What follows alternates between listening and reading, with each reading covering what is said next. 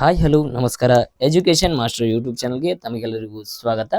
ಅದೇ ರೀತಿ ಹಿಂದಿನ ವಿಡಿಯೋ ಒಳಗ ನಮ್ಮ ಆಲ್ಫ್ರೆಡ್ ಮಾರ್ಸೆಲ್ ಅವರ ಬಗ್ಗೆ ತಿಳಿದುಕೊಂಡಿದ್ರು. ಈಗ ಅಮರ್ತ್ಯ ಸೇನ್ ಅವರ ಬಗ್ಗೆ ತಿಳಿದುಕೊಳ್ಳೋಣ. ಯಾಕಂದ್ರೆ ಇದು ಕೇಸೆಟ್ ಪರ್ಪಸ್ ಆಗಿ ವೆರಿ ಇಂಪಾರ್ಟೆಂಟ್ ಆಗಿರ್ತದ ನಿಮಗೂ. ಅದೇ ರೀತಿ ಅಮರ್ತ್ಯ ಸೇನ್ ಯಾವ ಕಾರ್ಯಗಳನ್ನು ಮಾಡಿದ್ರು, ಪ್ರಮುಖ ವೈಯಕ್ತಿಕ ಅಂಶಗಳು ಹಾಗೂ ಅವರ ಸಿದ್ಧಾಂತಗಳನ್ನು ನೋಡೋಣ. ಅವರ ಜನನ ಮತ್ತು ಮರಣ ಇನ್ನಿತರ ವಿಷಯಗಳ ಕುರಿತು ನಾವಿಲ್ಲಿ ಮಾಹಿತಿಯನ್ನು ತಿಳಿದುಕೊಳ್ಳೋಣ್ರಿ. ಫಸ್ಟ್ ಒನ್ ಅಮರ್ತ್ಯ ಸೇನ್ ಅವರ ಭಾವಚಿತ್ರ ನೋಡ್ರಿ. ಅಮರ್ತ್ಯ ಸೇನ್ ಅವ್ರದ ಯಾರು ನೋಡಿಲ್ಲ, ಇವರೇ ನೋಡ್ರಿ ಅಮರ್ತ್ಯ ಸೇನ್. ಇವರ ಭಾರತದವ್ರಿ.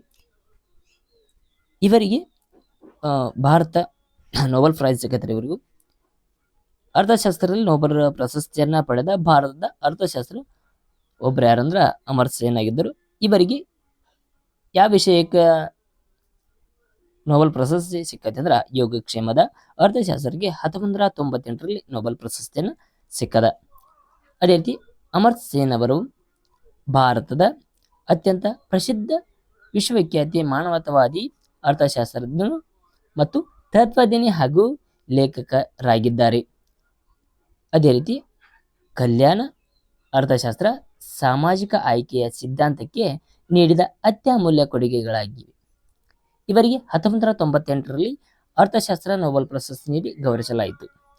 ಅದೇ ರೀತಿ ಇವರು ತಮ್ಮ ಸಂಶೋಧನೆಗಳ ಮೂಲಕ ಬಡತನ, ಕ್ಷಾಮ, ಅಸಮಾನತೆ, ಜಾಗತಿಕ ನೀತಿಗಳನ್ನ ಮರುರೂಪಿಸಿದ ಮಹಾತ್ಮರಾಗಿದ್ದಾರೆ. ಇವರ ಅಮರ್ತ್ಯ ಸೇನ್ ಅವರ ಏನಾಗಿದೆ ಅಂದ್ರೆ ಪ್ರಖ್ಯಾತಿ ಹಾಗೂ ವಿಶ್ವವಿಖ್ಯಾತ ಮಾನವತಾವಾದ ಅರ್ಥಶಾಸ್ತ್ರ ತತ್ವಜ್ಞಾನಿಯಾಗಿದ್ದರು ಹಾಗೂ ಲೇಖಕರಾಗಿದ್ದರು. ಇವರು ಕಲ್ಯಾಣ ಅರ್ಥಶಾಸ್ತ್ರ ಮತ್ತು ಸಾಮಾಜಿಕ ಆಯ್ಕೆಯ ಸಿದ್ಧಾಂತಕ್ಕೆ ನೀಡಿದ ಅತ್ಯಮೂಲ್ಯ ಕೊಡುಗೆಯಾಗಿದೆ. ಇವರ ಕೊಡುಗೆ ಎದಕ್ಕೆ ನೀಡ್ತಾರ? ಸಾಮಾಜಿಕ ಆಯ್ಕೆಯ ಸಿದ್ಧಾಂತದಲ್ಲಿ ಕಲ್ಯಾಣ ಅರ್ಥಶಾಸ್ತ್ರ ಮತ್ತು ಸಾಮಾಜಿಕ ಆಯ್ಕೆ, ಸಾಮಾಜಿಕ ಮತ್ತು ಅರ್ಥಶಾಸ್ತ್ರ, ಕಲ್ಯಾಣ ಅರ್ಥಶಾಸ್ತ್ರ ಇವರ ನಿಜವಾದ ಸಂಶೋಧನೆಯನ್ನು ನೀಡ್ತಾರ. ನಿಜವಾದ ಅದಕ್ಕೆ ಅಮೂಲ್ಯವಾದ ಕೊಡುಗೆಯನ್ನು ನೀಡ್ತಾರೆ. ಇವರ ತಮ್ಮ ಸಂಶೋಧನೆ ಏನಂತ ಬರ್ತಾರ? ಬಡತನ, ಕ್ಷಾಮ ಮತ್ತು ಅಸಮಾನತೆಯ ಜಾಗತಿಕ ನೀತಿಗಳನ್ನು ಮರುರೂಪಿಸಿ ಮಹಾತ್ಮರಾಗಿದ್ದಾರೆ. ಅವನ ಮರುಬಳಕೆಯನ್ನು ಮಾಡ್ತಾರ, ರೂಪಿಸಿ ಅವನು ತಿಳಿಸ್ತಾರ. ಅದೇ ರೀತಿಯ ಪ್ರಮುಖ ವೈಯಕ್ತಿಕ ಮಾಹಿತಿಗಳನ್ನು ಅವರ ವೈಯಕ್ತಿಕ ಮಾಹಿತಿ, ಅವರ ಜನನ, ಶಿಕ್ಷಣ ಮತ್ತು ವೃತ್ತಿ ಜೀವನಗಳನ್ನು ನೋಡ್ರಿ. ಅದೇ ರೀತಿ ಫಸ್ಟ್ ಜನನ ನವೆಂಬರ್ 3, 1933 ಎಲ್ರಿ ಪಶ್ಚಿಮ ಬಂಗಾಳದ ಶಾಂತಿನಿಕೇತನದಲ್ಲಿ ಏನ್ ಮಾಡ್ತಾರೆ? ಇವರ ಜನಿಸ್ತಾರ. ಅದೇ ರೀತಿ ಇವರ ಶಿಕ್ಷಣ ಏನಂದ್ರ ಕಲ್ಕತ್ತಾದ ಪ್ರೆಸಿಡೆನ್ಸಿ ಕಾಲೇಜ್ ಮತ್ತು ಕೇಂಬ್ರಿಡ್ಜ್ನ ಟ್ರಿನಿಟಿ ಕಾಲೇಜ್ ಉನ್ನತ ವ್ಯಾಸಂಗವನ್ನು ಮಾಡ್ತಾರ. ತದನಂತರ ವೃತ್ತಿ ಜೀವನ ಹಾರ್ವರ್ಡ್, ಆಕ್ಸ್ಫರ್ಡ್, ಕೇಂಬ್ರಿಡ್ಜ್ ಮತ್ತು ದೆಹಲಿ ಸ್ಕೂಲ್ ಆಫ್ ಎಕನಾಮಿಕ್ಸ್ ನಂತಹ ಪ್ರತಿಷ್ಠಿತ ವಿಶ್ವವಿದ್ಯಾಲಯದಲ್ಲಿ ಪ್ರಾಧ್ಯಾಪಕರಾಗಿ ಸೇವೆ ಸಲ್ಲಿಸ್ತಾರ.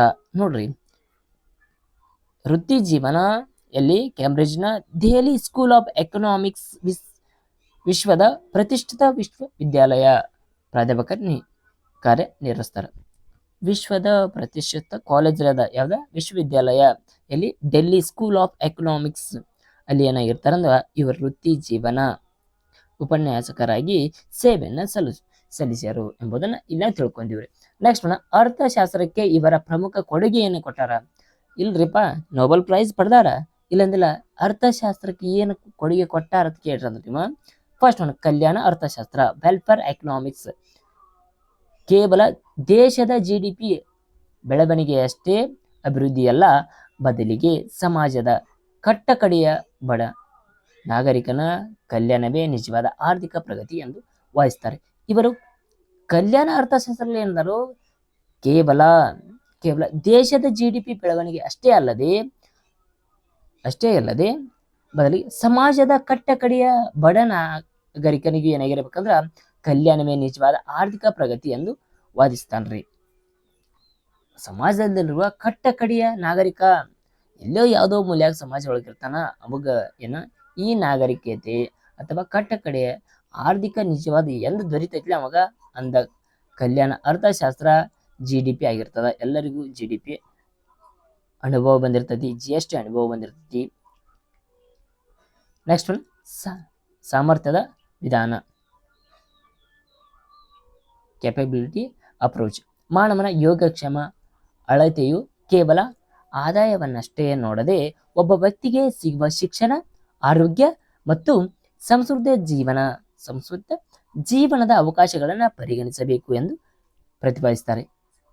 ಇಲ್ಲಿ ಮಾನವನ ಯೋಗಕ್ಷೇಮ, ಇವರಿಗೆ ಆಲ್ಫ್ರೆಡ್ ಮಾರ್ಷಲ್ ರವರಿಗೆ ನೊಬೆಲ್ ಪ್ರೈಸ್ ಸಿಕ್ಕಿದ ಯೋಗಕ್ಷೇಮಕ್ಕ ಸಿಕ್ಕಿರ್ತದ. ಅದಕ್ಕೆ ಏನಂದ್ರೆ ಯೋಗಕ್ಷೇಮ ನೊಬೆಲ್ ಪ್ರೈಸ್ ಪಡೆದದ. ಯಾರತಿ? Alfred Marshall. ಇಲ್ಲಿ ಯಾವ ನಿಯಮ? ಮಾನವನ ಯೋಗಕ್ಷೇಮವನ್ನ ಅಳೆಯಲು ಕೇವಲ ಆದಾಯವನ್ನಷ್ಟೇ ನೋಡದೆ ಮಾನವನ ಪೂರ್ತಿಯಾಗಿ ಹೋಲಾಗಿ ಅಧ್ಯಯನ ಮಾಡ್ಬೇಕಂದ್ರೆ ಅವನ ಆದಾಯ ಅಷ್ಟೇ ನೋಡದೆ ಒಬ್ಬ ವ್ಯಕ್ತಿಗೆ ಸಿಗುವ ಶಿಕ್ಷಣ, ಅವನಿಗೆ ಸಿಗುವಂತ ಶಿಕ್ಷಣ ನೋಡ್ರಿ, ಅದೇ ರೀತಿ ಆರೋಗ್ಯವನ್ನು ನೋಡ್ರಿ, ಸ್ವತಂತ್ರ ಜೀವನ ಅವಕಾಶಗಳನ್ನ ಪರಿಗಣಿಸಲೇಬೇಕು ಎಂದು ಪ್ರತಿಪಾದಿಸ್ತಾರೆ. ಅವಾಗ ಸಿಗುವ ಶಿಕ್ಷಣ, ಆರೋಗ್ಯ, ಸ್ವತಂತ್ರ ಜೀವನಕ್ಕೆ ಅವಕಾಶವನ್ನು ನೋಡ್ರಿ, ಸಾಮರ್ಥ್ಯದ ವಿಧಾನವನ್ನ ನೋಡ್ರಿ ಎಂಬುದನ್ನ ಇಲ್ಲಿ ತಿಳಿಸ್ತಾರೆ 2ನೇ ಪಾಯಿಂಟ್ ಒಳಗ. ತದನಂತರ 3ನೇದು ರೀತಿಯರಿ ಕ್ಷಾಮ ಮತ್ತು ಬಡತನ ವಿಶ್ಲೇಷಣೆ. ಏನ್ರಿ? ಕ್ಷಾಮ ಮತ್ತು ಬಡತನ ವಿಶ್ಲೇಷಣೆ. 1943ರಲ್ಲಿ ಬಂಗಾಳದ ಕ್ಷಾಮವನ್ನು ಹತ್ತಿರದಿಂದ ಕಂಡಿದ್ದನ್ನು ಇವರು ಹೇಳಿದ್ದಾರೆ. ಕ್ಷಾಮಗಳು ಮತ್ತು ಕೇವಲ ಆಹಾರದ ಕೊರತೆಯಿಂದ ಬರುವುದಿಲ್ಲ, ಬದಲಿಗೆ ದೇಶದ ವಿತರಣಾ ವ್ಯವಸ್ಥೆ ವೈಫಲ್ಯ ಹಾಗೂ ರಾಜಕೀಯ ಕಾರಣಗಳಿಂದ ಸಂಭವಿಸ್ತದ. ಇಲ್ಲಿ ಕ್ಷಾಮ ಬಡತನ ಹಂಗ ಏನು ಬರಂಗಿಲ್ರಿ ಅಂತ ಹೇಳ್ತಾರ ಅವ್ರ.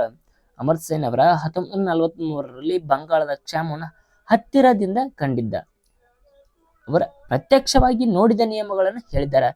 ಕ್ಷಾಮಗಳು ಕೇವಲ ಆಹಾರ ಕೊರತೆಯಿಂದ ಬರುವುದಿಲ್ಲ, ಬದಲಿಗೆ ದೇಶದ ವಿತರಣಾ ವ್ಯವಸ್ಥೆಯ ವೈಫಲ್ಯ ಹಾಗೂ ರಾಜಕೀಯ ಕಾರಣಗಳಿಂದ ಸಂಭವಿಸ್ತದ. ಇದರಲ್ಲಿ ದೇಶದ ವಿತರಣಾ ವ್ಯವಸ್ಥೆಯ ವೈಫಲ್ಯ ಇರ್ತದ, ದೇಶದಲ್ಲಿರುವ ವಿತರಣಾ ವ್ಯವಸ್ಥೆ ಸರಿಯಿಲ್ಲ ಮತ್ತು ರಾಜಕೀಯ ಕಾರಣಗಳಿಂದ ಇದು ಆಗ್ತದ ಎಂಬುದನ್ನ ಇಲ್ಲಿ ಹೇಳ್ತಾರ. ಕ್ಷಾಮ ಮತ್ತು ಬಡತನ. ನೆಕ್ಸ್ಟ್ ನೋಡ್ರಿ, HD ಮಾನವ ಅಭಿವೃದ್ಧಿ ಸೂಚ್ಯಂಕ.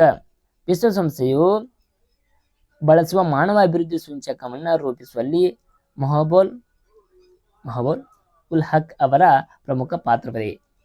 ಮಹಬೂಬ್ ಉಲ್ ಹಕ್ ಅವರ ಪಾತ್ರದ ಇವ್ರದ್ದು ಯಾಕೆ ಪಾತ್ರ ಐತಿ ಹೇಳ್ತಾರೆ ಅಂದ್ರೆ, ವಿಶ್ವಸಂಸ್ಥೆಯಲ್ಲಿ ಸರಿಯಾದ ಮಾನವನ ಅಭಿವೃದ್ಧಿ ಸೂಚ್ಯಂಕಗಳನ್ನ ರೂಪಿಸುವವರು ಇವರೇ. ಆದ್ದರಿಂದ ಇವರದ ಪ್ರಮುಖ ಮಾನವನ ಅಭಿವೃದ್ಧಿ ಸೂಚ್ಯಂಕ ನಿಯಮನ ಇಲ್ಲಿ ತಿಳಿಸ್ತದ ಎಂಬುದನ್ನು ಹೇಳ್ತಾರೆ. ಮಹಬೂಬ್ ಉಲ್ ಹಕ್ ಅವರ ನಿಯಮ ತಿಳಿಸ್ತದ ಎಂಬುದನ್ನು ನೋಡಬಹುದು. 5 ಲಿಂಗ ಅಸಮಾನತೆ. ಸಮಾಜದಲ್ಲಿ ಮಹಿಳೆಯರ ಹಕ್ಕುಗಳು, ಶಿಕ್ಷಣ ಮತ್ತು ಸಬಲೀಕರಣ ದೇಶದ ಒಟ್ಟಾರೆ ಆರ್ಥಿಕ ಪ್ರಗತಿಗೆ ಅತ್ಯಗತ್ಯ ಎಂಬುದನ್ನ ನಾವು ಜಗತ್ತಿನ ಮನವರಿಕೆಯನ್ನು ಮಾಡಿಕೊಟ್ಟವರು ಯಾರ್ರಿ? ಅಮರ್ತ್ಯ ಸೇನ್ ಅವರ ಮನವರಿಕೆ ಮಾಡಿಕೊಡ್ತಾರೆ. ಅದೇ ರೀತಿ ಪ್ರಮುಖ ಪ್ರಶಸ್ತಿಗಳನ್ನು, ಗೌರವಗಳನ್ನು ಇರ್ತಾವ್ರಿ. ಅವರು ಯಾರ? Nobel prices. ಅಮರ್ತ್ಯ ಸೇನ್ ಅವರು ನೊಬೆಲ್ ಸ್ಮಾರಕ ಪ್ರಶಸ್ತಿ ಬಂದದ ಅವರಿಗೆ.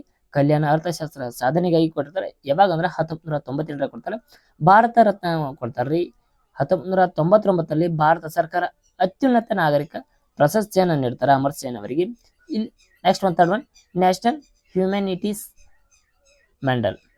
ಇದು ಅಮೆರಿಕ ಸರ್ಕಾರ ನೀಡಿದ ಪ್ರತಿಷ್ಠ ಗೌರವ. ಇವರಿಗೆ 3 ಪ್ರಶಸ್ತಿಗಳನ್ನು ದೊರೆದವ. ಒಂದು ನೊಬೆಲ್ ಸ್ಮಾರಕ ಪ್ರಶಸ್ತಿ, ಭಾರತ ರತ್ನ, ಇಲ್ಲಿ ಅಮೆರಿಕದಲ್ಲಿ ಕೊಟ್ಟಿದ್ದು ಒಂದ್ರಿ. ನೆಕ್ಸ್ಟ್ ಪ್ರಸಿದ್ಧ ಪುಸ್ತಕಗಳನ್ನು ಯಾರು ಬರ್ತಾರ ಅವರ?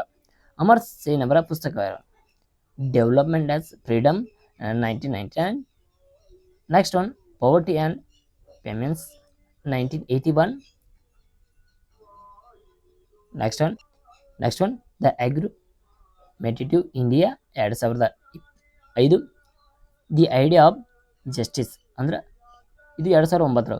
ಅಮರ್ತ್ಯ ಸೇನ್ ಅವರ ಬಗ್ಗೆ ಇಷ್ಟು ಮಾಹಿತಿ. ಅದೇ ರೀತಿ ಇಂಗ್ಲೀಷ್ ಮೀಡಿಯಮ್ ಇದೆ ಕೆಳಗೆ, ಸೇಮ್ ಟು ಸೇಮ್ ಕನ್ನಡದಾಗ ಆಗೈತಿ, ಮೇಲೆ ಇಲ್ಲಿ ಇಂಗ್ಲೀಷ್ ಆಗೈತಿ. ನಿಮ್ಗೆ 2 ಮೀಡಿಯಮ್ ಇರ್ತಾವ, ಸರಿಯಾಗಿ ನೋಡ್ಕೊರಿ, ಆಗ ಅಭ್ಯಾಸ ಮಾಡ್ರಿ. All the best. ಈ ಸಲ KSET-ಅನ್ನು ಪ್ರಿಪೇರ್ ಸರಿಯಾಗಿ ಮಾಡ್ರಿ. ಆಗ ನಮ್ಮ ಚಾನಲ್ ಇನ್ನೂ ಯಾರು ಸಬ್ಸ್ಕ್ರೈಬ್ ಮಾಡಲ್ಲ, ಹಾಗೆ ಸಬ್ಸ್ಕ್ರೈಬ್ ಮಾಡ್ರಿ. Thank you.